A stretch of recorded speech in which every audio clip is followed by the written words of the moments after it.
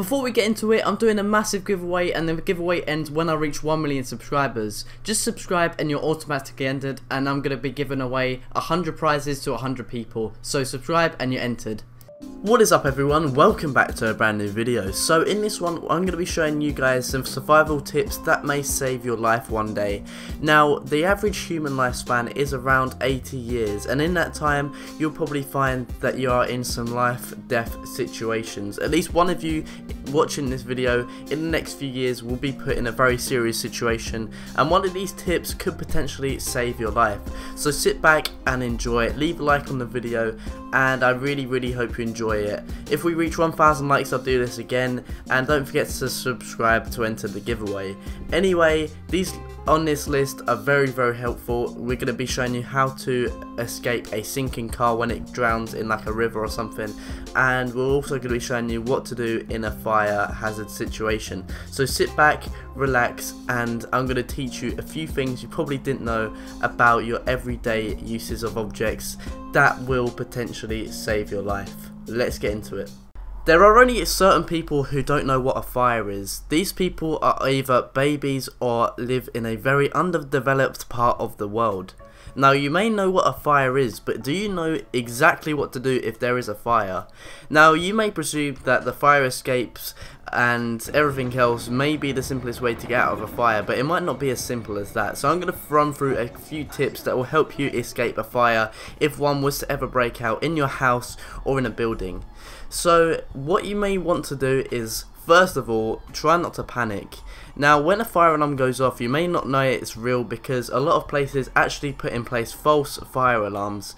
Now this is to kind of help you out of the situation, but it's a lot different in real life than it is in the drills. So first of all, what you want to do is try not to panic. Then when you're done not panicking, you want to tell everyone in the house.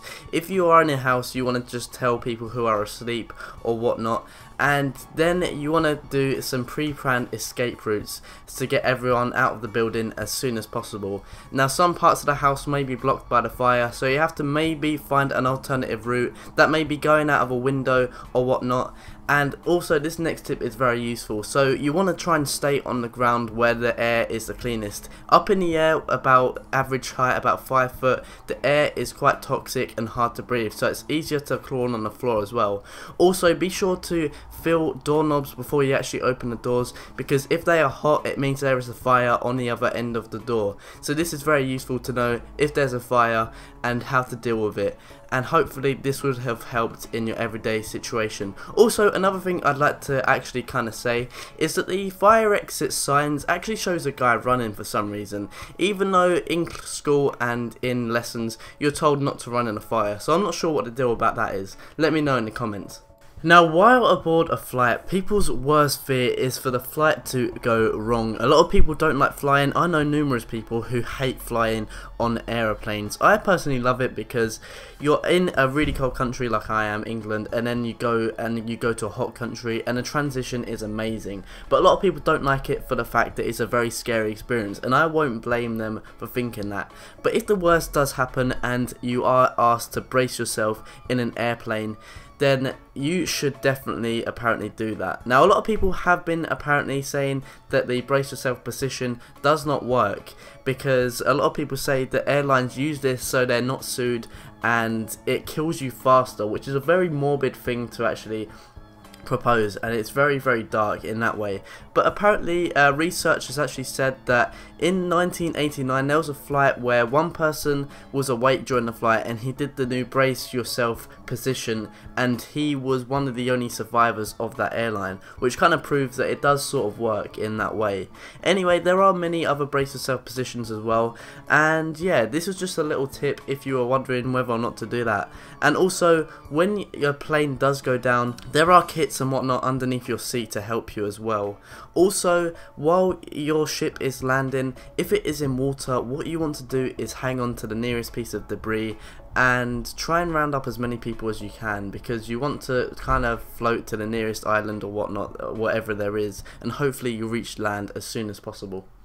Now hopefully this next situation never happens to anyone watching this particular video, but there are situations where you may have to resort to violence as a way out of saving your life. If this is ever required, if you're being mugged or if someone has threatened your life and the only way to fight back is using what you have at your disposal, you might have whatever you have in your pockets that you usually have. For example, you might have keys, you might have your phone, and you might have your credit card.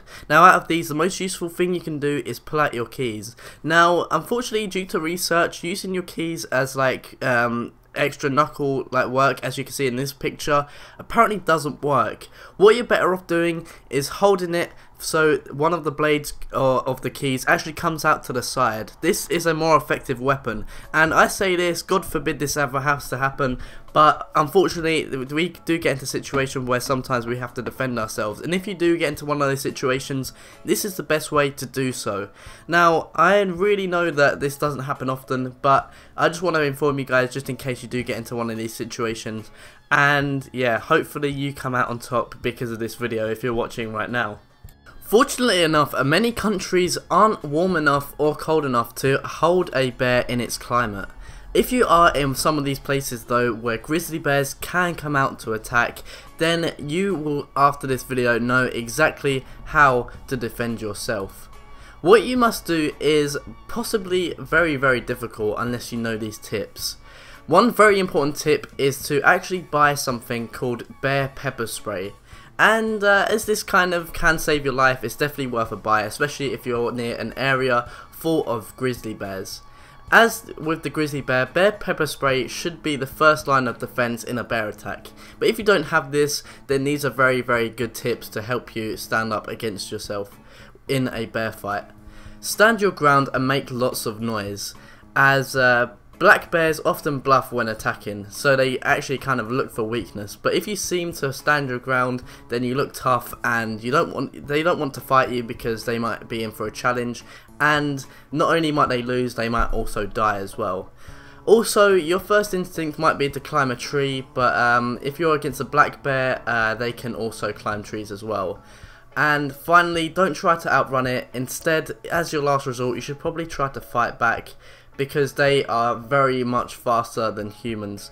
Unfortunately, bears are very prominent and they are very dangerous if you come encounter with one. So use these tips and hopefully you'll survive a bear attack if you come into one of those situations. Now, this is a very rare situation, but if you ever find yourself being buried alive inside of a coffin or just buried alive in some sort of box, if someone's trying to kill you or you are accidentally put into a coffin and left to die because people already think you're dead, then there are ways to actually get out of this. Many people have died this way, and it's quite ironic because, you know, you're already in a coffin anyway, there's not really much you can do.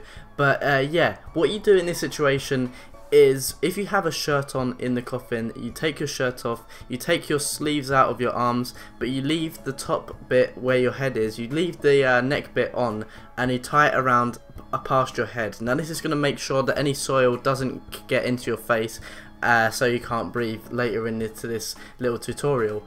Next, what you do is you want to try not to panic, obviously, because panicking reduces oxygen and you only have a limited amount of oxygen. You probably only have 10 minutes of oxygen to actually survive. Next then, you want to actually kick the middle of the coffin until it breaks. When it does break, you want to shovel all of the soil that is leaked into the coffin down to the bottom of the coffin or the box. What this will do is it will allow some space to escape. So you want to escape and you want to dig out all the soil in front of you until you make it your way to the top. Now this is where your shirt comes in. If you didn't have your shirt on over your neck, then what will happen is the soil will stop you from breathing, and this can make and cause a lot of problems for you. So yeah, if you are in this very rare situation, you now know how to survive being buried alive. Not to panic. When you panic, you'll breathe quicker and use more of your precious oxygen, drastically reducing the amount of time that you have. If you have your phone on you because you're the type of person that buried yourself with your phone, try and see if you can call or text anyone. It sounds crazy, but there's a chance you might get some bars and be able to send for help. Now, to break out, before you start punching, kicking your way through, grab the bottom of your shirt and pull it over your head, like what they do in hockey fights. This will create a mask to prevent you from breathing in dirt. Hopefully, you're buried in a really cheap coffin. Thanks, family. Use your legs to kick the middle of the coffin, as that's where it's structurally the weakest. If you got something strong and metallic on you, like a belt buckle or a heel, use that to help weaken the coffin. The goal here is to create a tiny crack, allowing some soil to seep into the coffin. This will help relieve some of the pressure the ground is putting on the coffin, making it easier to break through. Once you've made a hole, push all the dirt that's coming in toward the edge of the coffin and continue to make the crack as wide as possible. Once it's big enough, position your head near the breach and try to stand up, digging dirt away from you as you go. Assuming you were only buried 6 feet underground, you should be relatively close to the surface. From there, you should be able to make your way out. Thank you so much for watching, everyone. Now you should know how to survive in these situations that at least one of you will probably get into. It's kind of sad to say, but hopefully, even if you do, you'll survive it anyway. So leave a like, 1,000 likes and I'll make much more of these videos. Subscribe to enter the giveaway. I'm going to be giving away 100 prizes to 100 people, so just subscribe. And I shall see you guys in the next video. Thanks for watching, and I'll see you all next time. Goodbye.